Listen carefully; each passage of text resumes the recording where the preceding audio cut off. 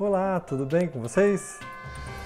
Bom, hoje a aula está bem cheia, vamos ter uma parte da nossa aula na cozinha da minha casa.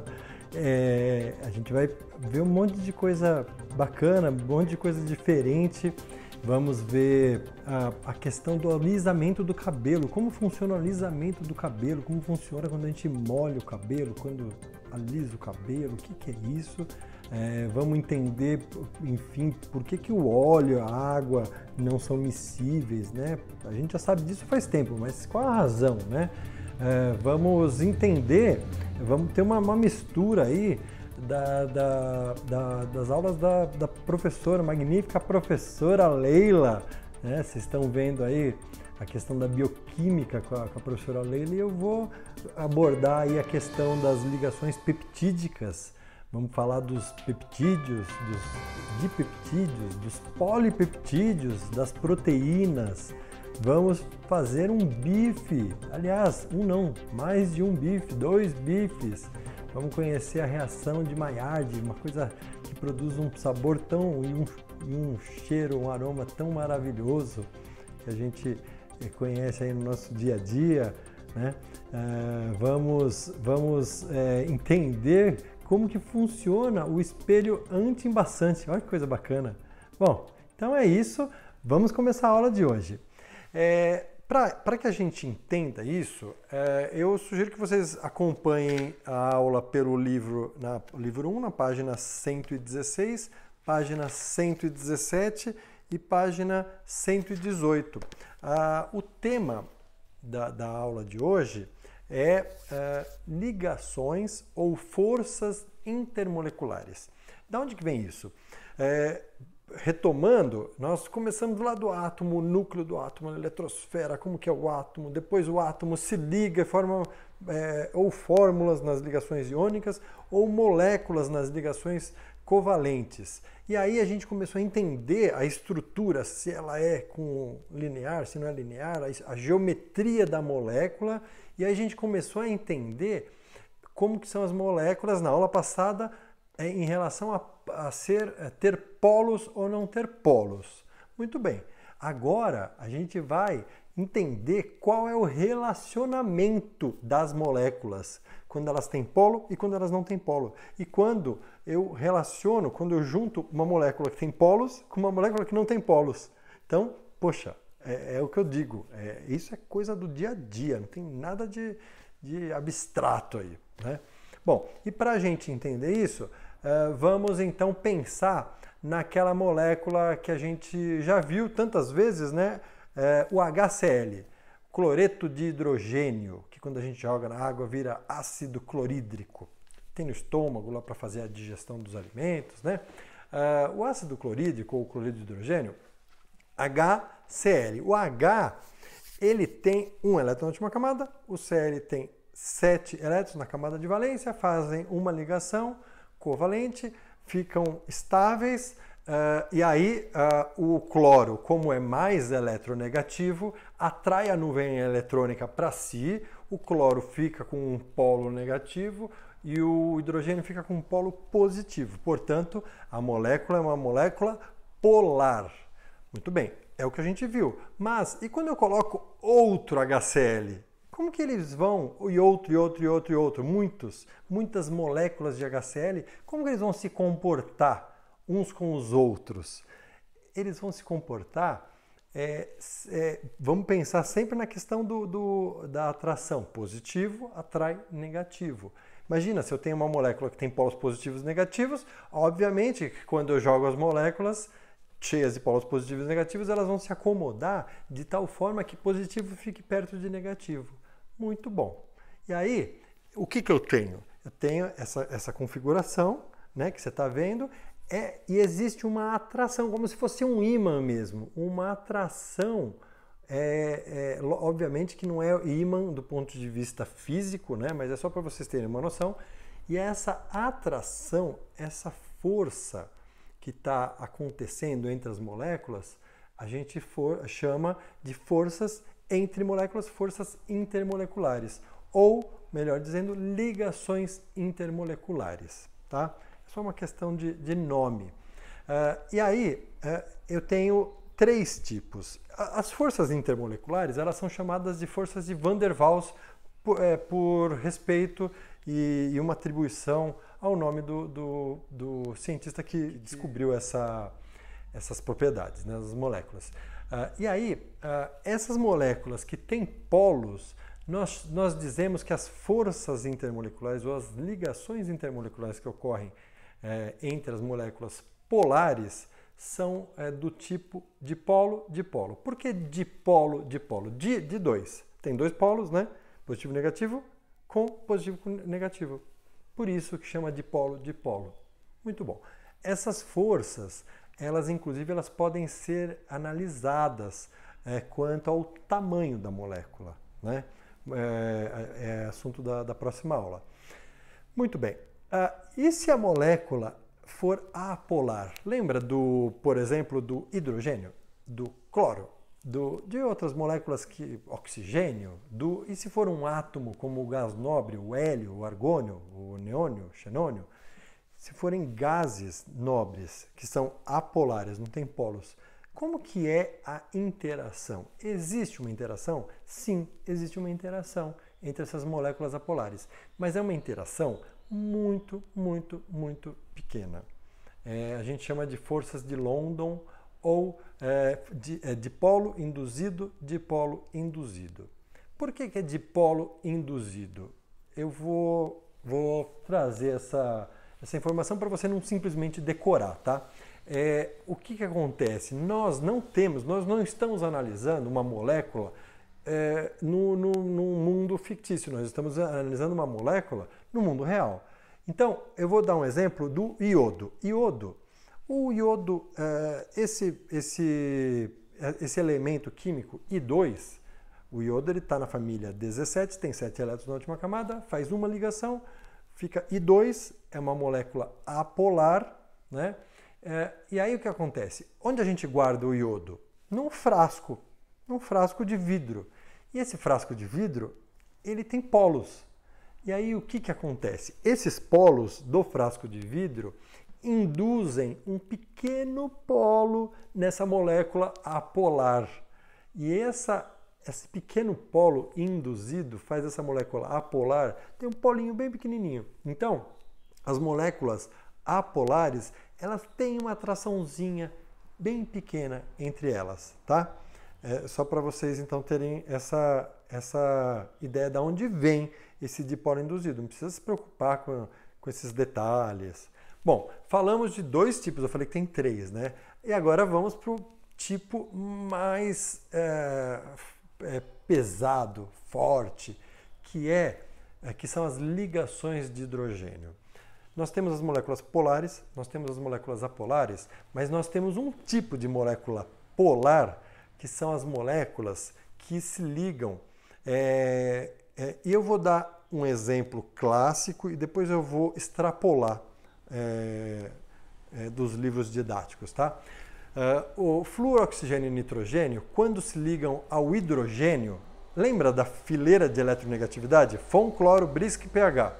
Flúor, oxigênio e nitrogênio são os três primeiros, os mais eletronegativos da tabela periódica inteira, do universo, né? Dos elementos que nós conhecemos. Os mais eletronegativos, os que mais gostam de atrair elétron para si. E o hidrogênio é o último da fileira. Então, quando eles se ligam, forma uma molécula polar, mas é uma molécula polar pra caramba, é um polo muito acentuado. E aí, quando eu tenho duas moléculas com essas características, eu tenho uma atração muito forte. Opa, peraí. Flúor, oxigênio, nitrogênio. Oxigênio com hidrogênio forma essa tal ligação de hidrogênio, essa tal força. Olha só esse exemplo, olha que exemplo maravilhoso.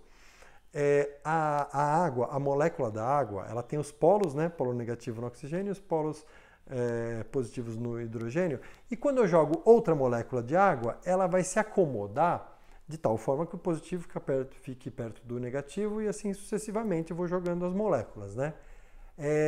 A molécula da água, ela não... Se eu pegar... Vou dar um exemplo. Na próxima aula eu vou aprofundar isso aí. H2S. O oxigênio e o enxofre, os dois estão na mesma família. Os dois estão na família 16. Né? O enxofre é um átomo mais pesado, um átomo maior. Né? Se eu pegar o H2S, ele é um gás. É o sulfeto de hidrogênio, é um gás. Só para vocês terem uma ideia de que gás eu estou falando, vocês conhecem muito bem esse gás. É um gás que tem cheiro de ovo podre. Aí você vai falar, eu nunca cheirei ovo podre. Nunca talvez tenha cheirado ovo podre. Mas você cheirou uma coisa bem fedorenta já na vida que tem esse cheiro de ovo podre. Sabe quando uma pessoa come muito ovo, sabe? E solta um pum e tem aquele cheiro ruim. Exatamente, tem H2S ali. Exatamente, é um gás muito fedorento, muito mal cheiroso. O H2S é um gás. Muito bem. Inclusive é um gás extremamente tóxico. Bom, só que ele é extremamente tóxico em altas concentrações. Nessa concentração do pum só é desagradável. Né? Bom, outro lugar que a gente encontra H2S são esses rios poluídos que infelizmente temos na cidade de São Paulo. Né? A cidade de São Paulo, uma cidade tão grande, né, no globo terrestre, tem rios extremamente poluídos, né? Uma pena, mas temos. E esses rios, dependendo das condições de temperatura e pressão e umidade do ar, nós temos a liberação de H2S. Então são dias que você sente cheiro de ovo podre. Tá? Quem tem o costume de ir para Alphaville, Santana de Parnaíba, Barueri, sente muito esse cheiro de H2S. Bom, o H2S é um gás. É uma molécula muito maior, muito mais pesada, só que, sobretudo, muito maior do que a água. Não era para o H2S ser líquido? Ou, já que o H2S é maior e é um gás, não era para a água ser um gás? Sim, era. Mas a água não é um gás por causa da atração intermolecular. O H com O formam polos tão potentes, tão acentuados, que as moléculas elas não se distanciam, elas ficam no estado líquido. E graças a isso nós temos água no estado líquido no planeta Terra. Senão, a água na temperatura ambiente e pressão de 1 atmosfera, a água estaria no estado gasoso e não teríamos vida como a gente conhece aqui. Então, respondi a pergunta que há 2, 3 aulas eu estou dizendo. Né?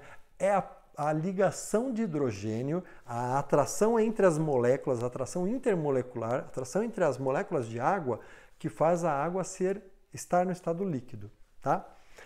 Essa força fenomenal se chama ligação de hidrogênio. Tá? Em muitos lugares vocês vão encontrar o nome ponte de hidrogênio, inclusive na literatura em inglês, tá? Mas não é o recomendado pela União Internacional de Química Pura e Aplicada, IUPAC, é a sigla em inglês. O termo correto é ligação de hidrogênio, tá? Mas é muito frequente em diversos livros didáticos de química, de biologia, enfim, você encontrar o termo ponte de hidrogênio, tá bom? Então, a ponte de hidrogênio, ou a ligação de hidrogênio, ela faz uma atração, ela causa uma atração, para vocês terem uma ideia, se a gente for calcular, dá para calcular isso por uma equação matemática. Se alguém tiver curiosidade, eu posso apresentar para vocês, me procurem. Essa ligação de hidrogênio é 10 vezes maior, mais forte do que as ligações, as forças de polo, por exemplo, do HCl, do HBr. Tá? Bom, e aí a ligação de hidrogênio ela consegue explicar, por exemplo, a tensão superficial da água. Lembra que eu falei aulas atrás? A água, quando você enche um copo d'água, fica aquela curvatura. Por quê? Porque as moléculas de água se atraem pra caramba. Então elas não querem se distanciar. Você só vai distanciá-las se você jogar um detergente. Quando você joga detergente, as moléculas se distanciam, tá? Inclusive, você só consegue fazer uma bolha de sabão a partir disso, tá? Isso é uma outra conversa. O embaçamento do espelho. Por que o espelho fica embaçado? O vidro, ele também tem polos.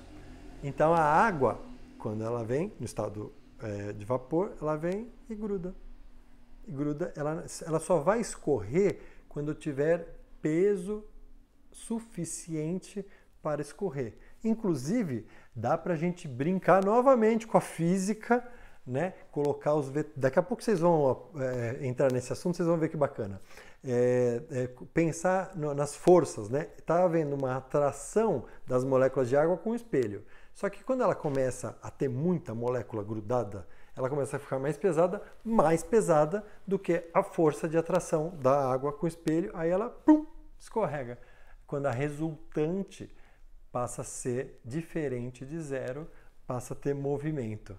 Olha que bacana. Bom, e como que a gente faz um espelho anti-embaçante? Tem espelho anti-embaçante, não tem? Exatamente. É só a gente pegar o espelho e colocar uma camada, uma superfície apolar entre o vidro e o contato que vai ter a água. O que acontece? Quando a água vem, bate na superfície do espelho e escorre.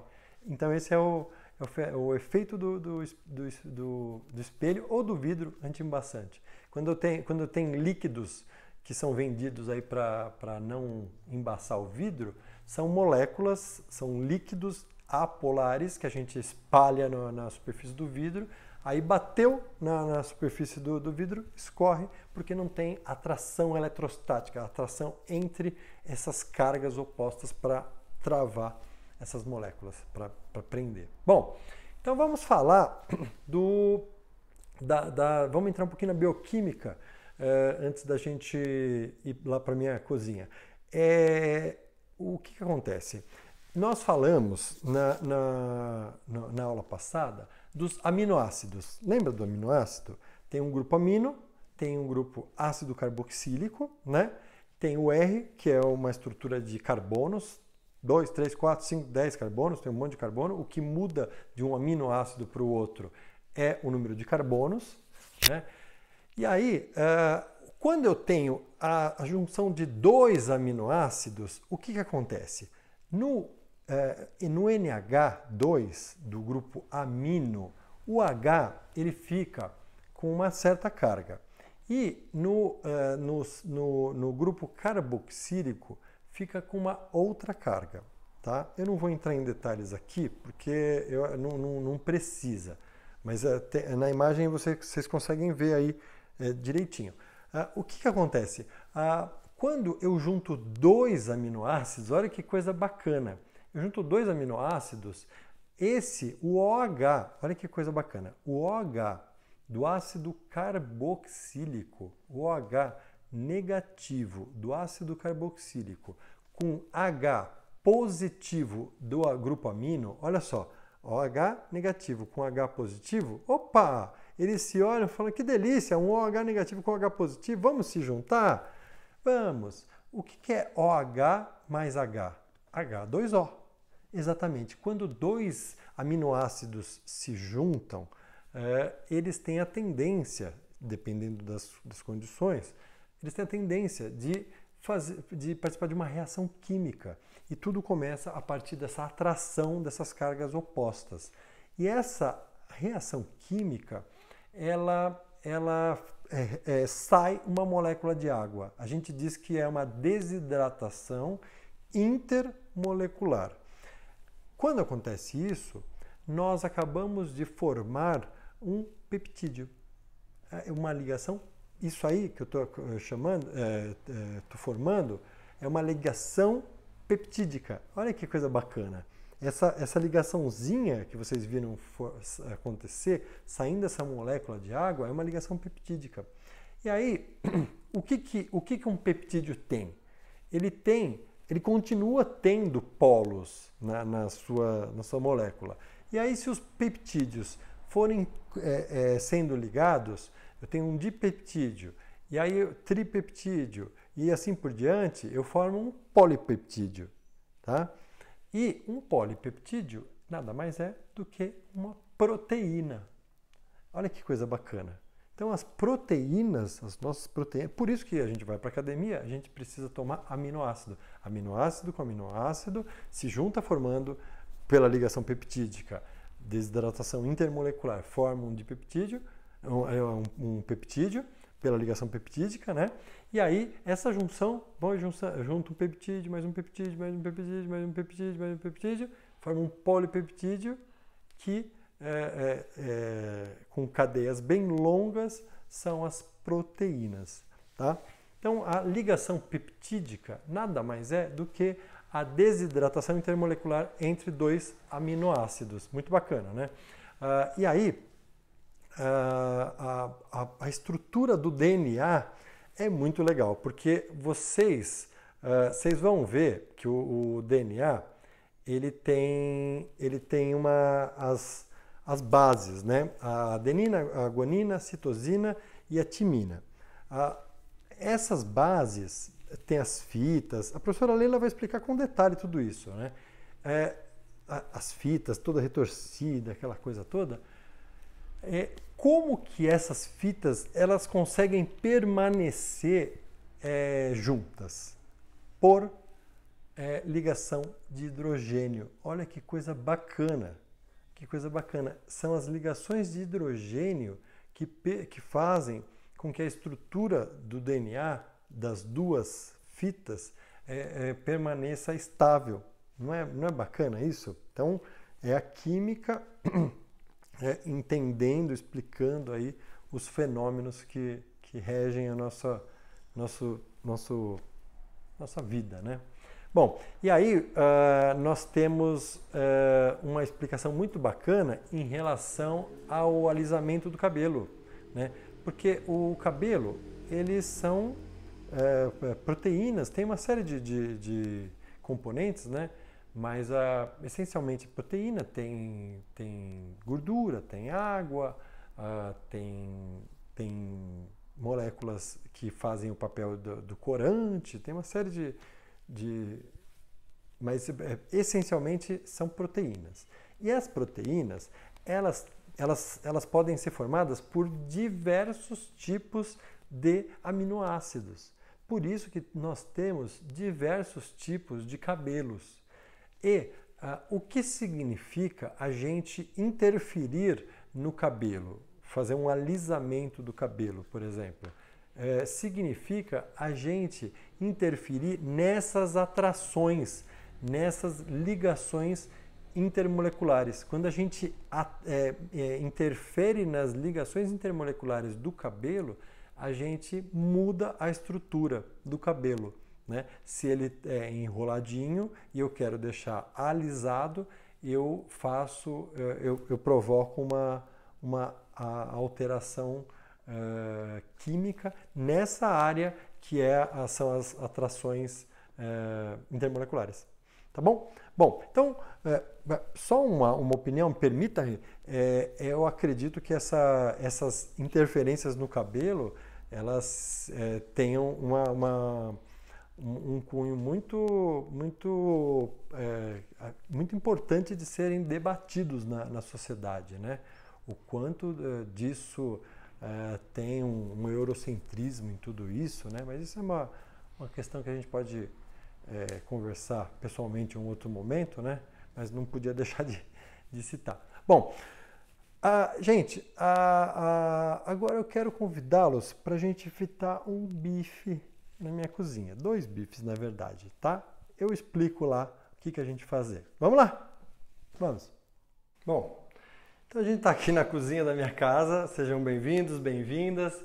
E nós vamos entender, entre outras coisas, uma reação que é muito conhecida há muitos anos já, há mais de 100 anos, que é a reação de Maillard, ou de Maillard, como alguns pronunciam. Tem 2 pronúncias que são comuns você reconhecer, mas a pronúncia correta, ao meu ver, é de Maillard. Eu quero só pedir uma licença aos vegetarianos e aos veganos que estão aí acompanhando a aula, peço licença porque eu vou fritar 2 bifes. Eu sou carnívoro, eu vou usar essa fritura para explicar as reações químicas que acontecem ali. E eu quero deixá-las à vontade para não assistirem essa aula e tranquilamente me procurem que eu explico todos esses processos em vegetais, em abobrinhas, em berinjelas, tá? Então fique à vontade, pode desligar a partir desse momento o vídeo e retomar no final quando eu volto para a videoaula, tá bom? Fique tranquilo. E aos demais, acompanhem então, eu vou fritar 2 bifes. E eu vou fritar 2 bifes porque nós estamos falando de polaridade, de forças intermoleculares e como isso se relaciona no nosso dia a dia, né? É o grande mote, o grande bate-papo da nossa aula. E é muito interessante porque essa reação... Bom, deixa eu falar um pouquinho da questão da culinária, né? Da questão da cozinha. Durante muitos anos,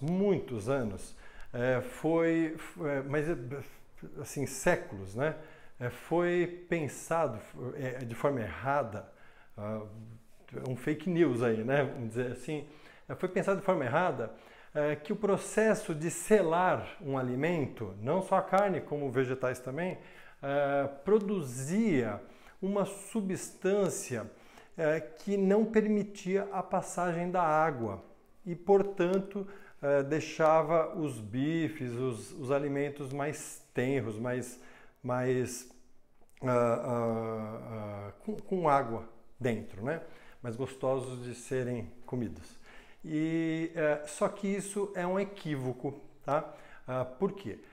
Porque aquela crosta que é feita quando a gente sela um alimento, sim, é solúvel, é permeável, a água é permeável. E o que é selar um alimento? Selar um alimento é quando nós criamos aquela casquinha, né? E essa casquinha ela pode ser criada tanto quando a gente está fritando, né, em fogo alto, numa churrasqueira, numa frigideira, como é o que eu vou fazer agora, ou num fogão, numa churrasqueira a gás, a carvão, né, você pode também, é uma técnica bastante usada, você pode deixar um recipiente com óleo ou azeite a uma alta temperatura e depois que essa temperatura estiver bem alta, você mergulha a abobrinha, a berinjela ou o bife, você mergulha o alimento que você está cozinhando, você mergulha durante alguns segundos e retira. Quando você faz isso, você está selando o alimento. E durante muitos anos, muito tempo, acreditou-se que isso criava um ambiente, um invólucro, um ambiente que não permitia a passagem de água e, portanto, criava um alimento mais tenro. Mas isso não é verdade.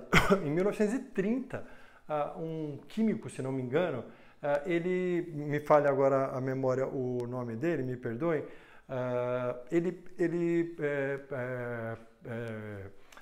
apresentou um artigo científico mostrando que sim, essa crosta criada, ela é permeável à água. O alimento perde sim água por meio dessa crosta. E você pode perceber isso fritando um bife, tá? Então por que a gente gosta dessa crosta? Vamos conhecer então a crosta? Bom, e aí eu vou falando um pouquinho mais ao longo do processo. E a gente vai ver outras coisas também além disso. Mas eu vou colocar os bifes para serem fritos e a gente vai conversando um pouco mais. Eu tenho aqui dois bifes de contra filé. Eu procurei trazer esses 2 bifes com uma espessura muito parecida. Tá? Os dois têm uma espessura muito parecida. Quando nós fazemos um experimento, nós queremos medir alguma coisa, o ideal é que a gente tenha o máximo possível das variáveis iguais para a gente medir aquela que está realmente variando, né? Então, se eu ficar colocando um bife de alcatra e um de filé mignon, né, eu não consigo ter certeza do meu resultado. Por isso eu coloquei 2 bifes da mesma qualidade, da mesma espessura, tá?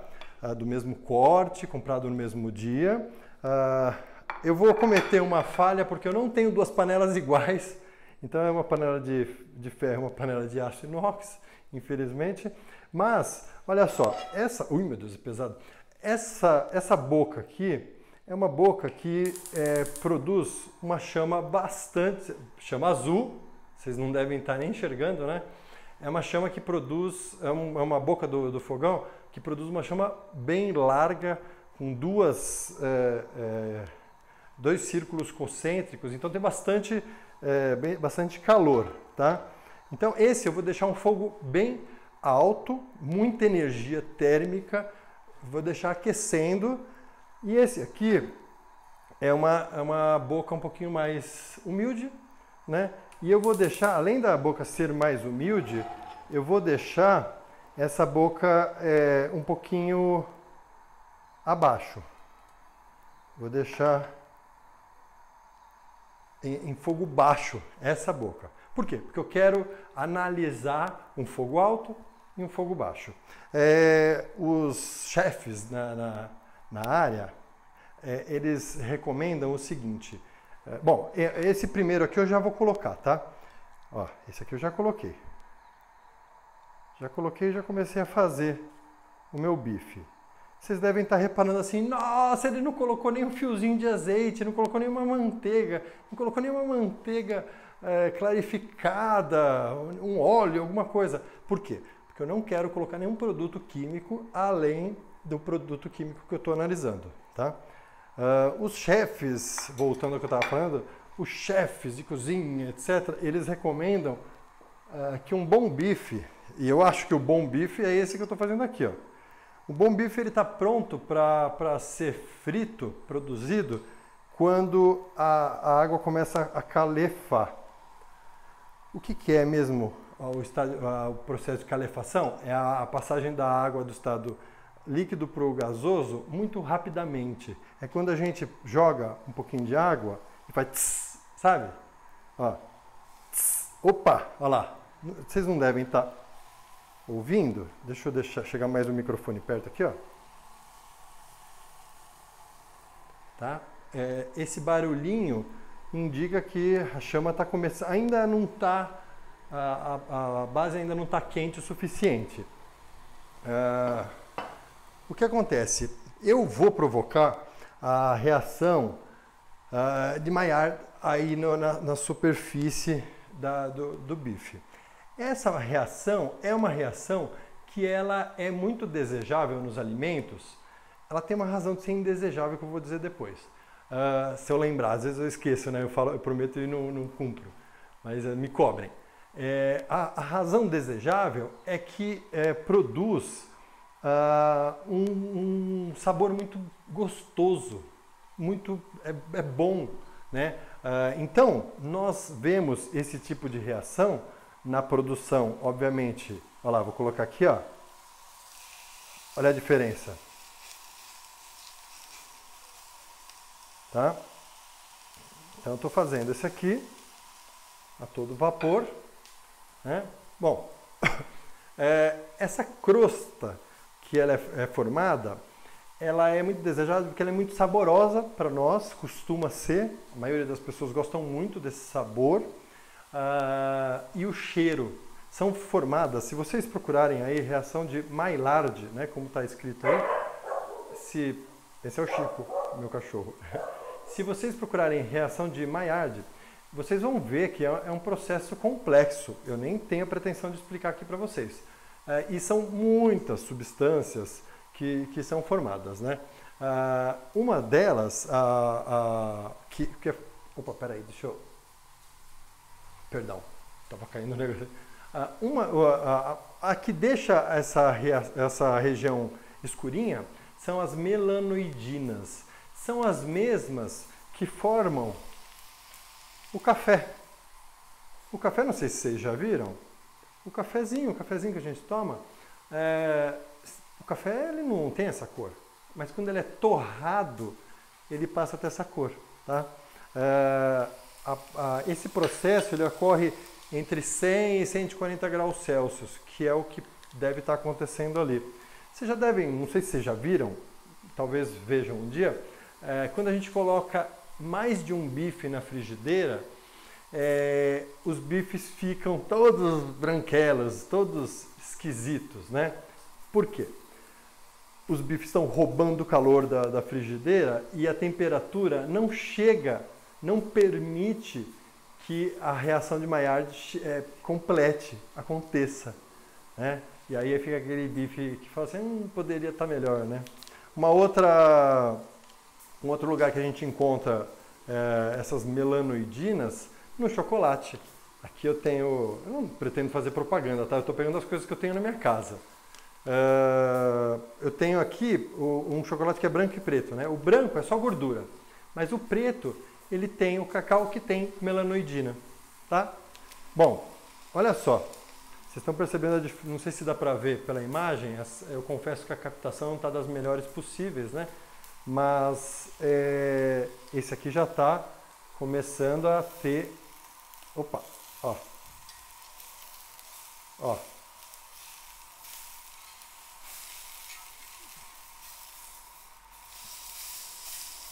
Esse aqui já deu uma...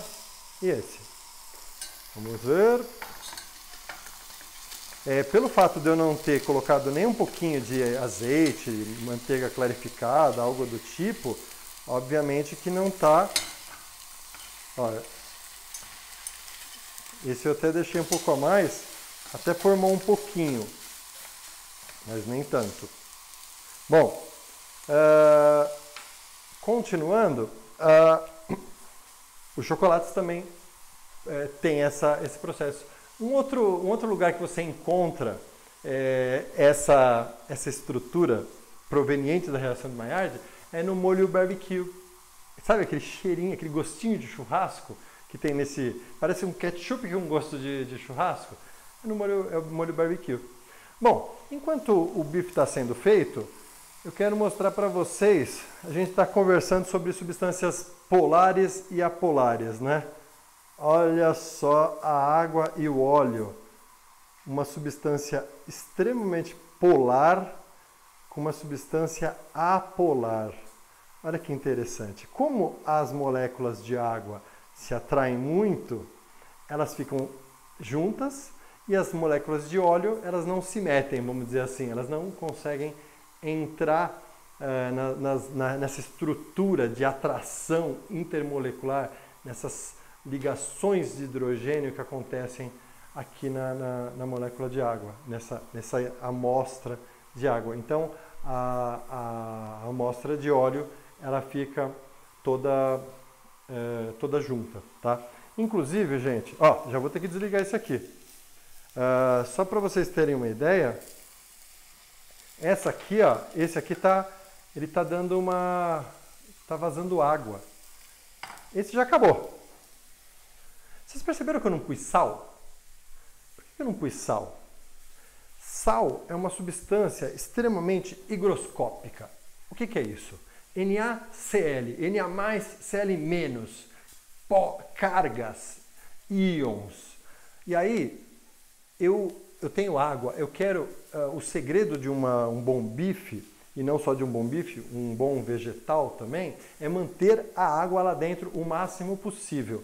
O que está acontecendo aqui é que a água, ela está, imagina, a 140, 150 graus Celsius, a água está entrando em ebulição. Eu estou perdendo água para cozinhar, para fazer o processo de cocção, né, do alimento. Eu tenho que perder a menor quantidade de água possível.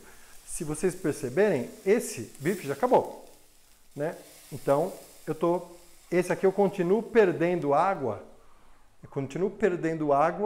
para cozinhar. Aquele lá já acabou. Então, o que acontece? O primeiro, eu perco menos água, é o famoso cozinhar uma picanha em fogo alto primeiro, para selar, para depois, se precisar dar um pouquinho de ponto, para acertar o ponto, a gente acerta o ponto, né? Não é ficar cozinhando em fogo baixo, porque aí você vai perdendo água, né? E aí, voltando ao sal, o que faz o sal? O sal, com aquele monte de carga e a água também com um monte de polo, o sal atrai a água, o sal rouba a água da carne. O sal é altamente desidratante, ele é higroscópico, ele atrai a água. Tanto é que a verdade é que o saleiro, gente, em época que vai chover, o saleiro gruda tudo, porque a água gruda no sal, né? O que acontece? Olha só que interessante. A água está indo embora. Olha a água indo embora. Ó. Não sei se dá para ver. A água está indo embora aqui. Aí o que acontece? O ideal é pôr sal agora. Põe sal agora e você já serve a porção. Tá bom? Bom, eu vou terminar esse aqui, para não alongar muito a aula, obviamente, né? E eu vou servir. Vamos ver o que aconteceu, né? Esse é o momento. Ó, tá cheio de água, gente. Tá cheio de água. Essas duas formas de fazer o bife, o que aconteceu?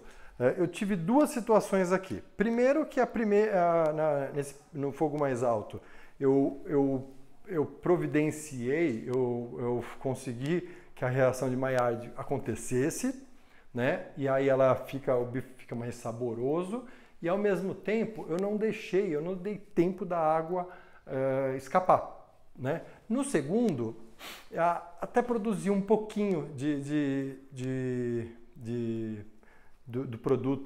dos produtos provenientes da reação de Maillard, mas bem pouco, então o bife não deve estar tão saboroso, mas além disso, isso é uma coisa que certamente vocês já viram muitas vezes na vida, além disso, o bife perdeu muita água, então ele deve estar muito duro. Eu adoraria, gente, que vocês estivessem aqui agora para poder experimentar, então vocês vão ter que acreditar em mim. Eu vou experimentar esses dois bifes. Aliás, estou morrendo de fome, gente. Olha lá. Não sei se dá para ver o horário, quase 1h da tarde, né? Então eu vou dar uma salgar, né? Agora é a hora de salgar. Não pode salgar muito que faz mal, né? Eu vou cortar. Eu até deixei passar um pouquinho. Olha só. Obviamente que aqui vai de gosto para gosto, né? Mas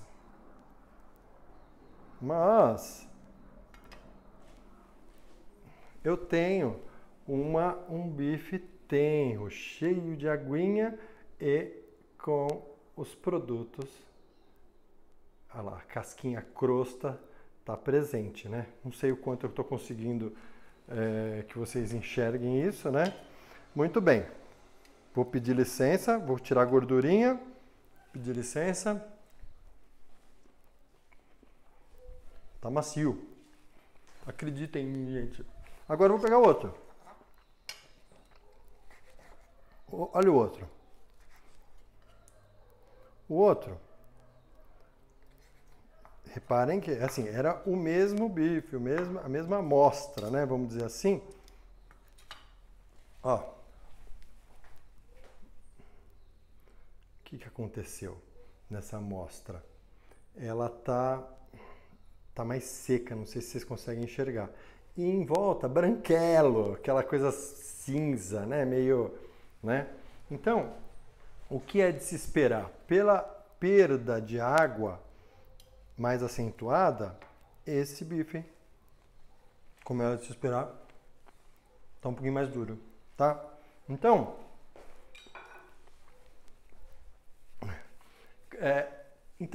como todo bom churrasqueiro, cozinheiro, mestre da cozinha, é importante você, num bom churrasco, é importante você saber escolher, obviamente, a carne, mas também é importante você saber o ponto da carne. Isso não significa que a carne tem que ser mal passada, aqui está ao ponto, mas não significa que tem que ser mal passada, tem que ser bem passada, não é. Você tem que fazer com que ela perca a menor quantidade de água possível, tá? Para a gente completar, eu queria mostrar uma coisa para vocês, ó. Eu quero mostrar aqui e quero mostrar aqui. Eu não sei se eu vou conseguir fazer ser enxergado neste aqui. Então eu coloquei um coleguinha dessa experiência aqui ao lado. Ó, o que eu tenho aqui? Água e óleo. Água e óleo eu tenho aqui, né? Eu vou representar, e aqui eu tenho só água, eu vou colocar um pouquinho de orégano. Olha só o que acontece. Prestem bem atenção aqui, ó. Prestem bem atenção nessa... Olha que interessante o que acontece quando eu coloco detergente, água, né? Água e gordura. Gordura do bife que eu acabei de fritar, né? O bife tem um monte de gordura, né? O que acontece quando eu coloco detergente? Lembra da aula passada? Olha lá, vamos ver. Olha lá. Não sei se vocês enxergaram. Estava todo embaçado e de repente abriu, né? Bom, se vocês não enxergaram, eu vou mostrar aqui, ó. Eu tenho água com orégano. Olha o processo do detergente quando a gente pinga na água. Olha só que legal. Isso acontece aqui. O detergente ele está se espalhando na água pela parte hidrofílica, a parte polar do detergente.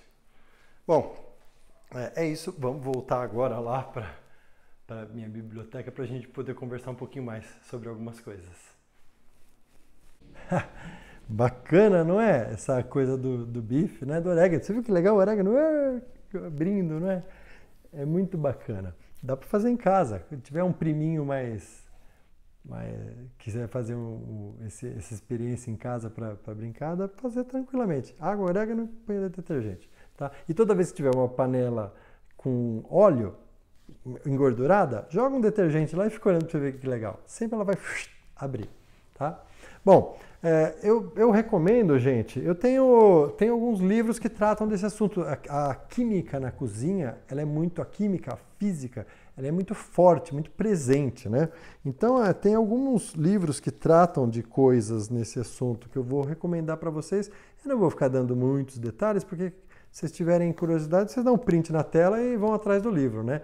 Em especial, o que Einstein disse a seu cozinheiro, tem o volume 1 e tem o volume 2.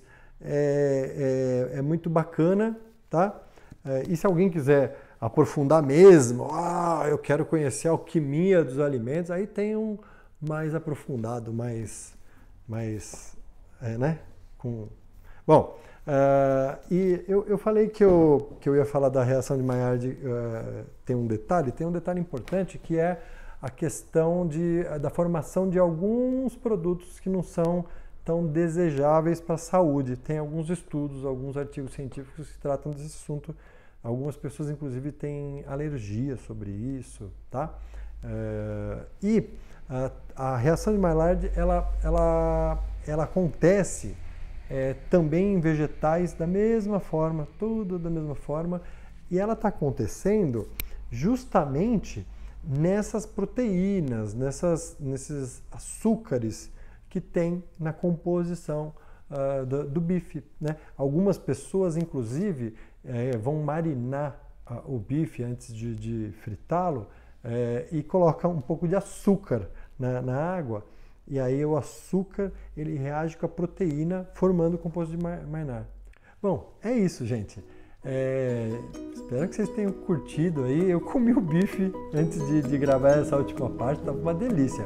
Realmente o outro estava meio durinho, mas também estava gostoso. Estava durinho.